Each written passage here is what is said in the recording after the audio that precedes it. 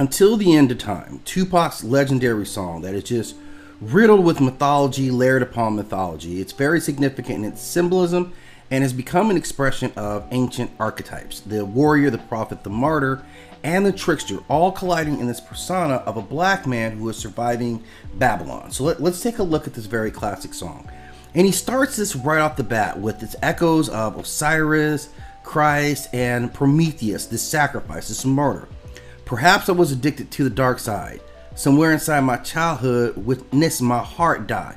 Now, this is metaphorically, but he's speaking of a death and a resurrection.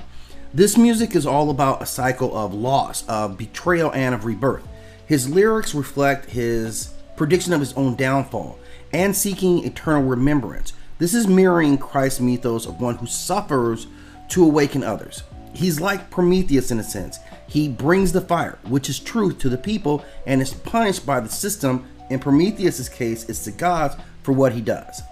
Now, he is the warrior versus Babylon. This is Anubis with an AK, right? He says, I see no changes. All I see is races' faces. Misplaced hate makes disgrace to races. And in this, he challenges this archetype of the warrior poet, standing against institutional evil. This is the modern Babylon per his wording.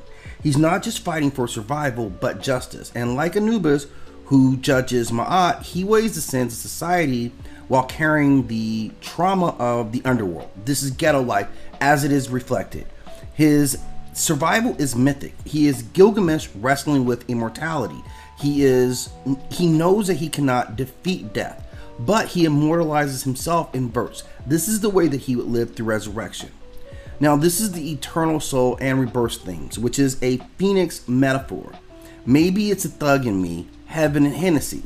So he embraces this contradiction, heaven versus Hennessy, symbolizing duality, a key component in many myths. So we think yin yang, we think Set, Heru, and their opposites.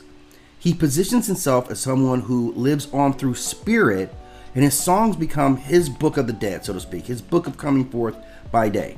His message is, even if his body dies, his soul, or Ka, remains uplifted by the rhythm, memory, and ancestral energy. So until the end of time is the myth of eternal witness. In my heart, I know I'll never die. I'll be back. His lyrics, he evokes eternity, a concept brought forth by the halls of Amidi, the Akashic records, or the Norse well of Erd. His words become oracle, designed to be rediscovered when the world needs them most. This is hidden scripture.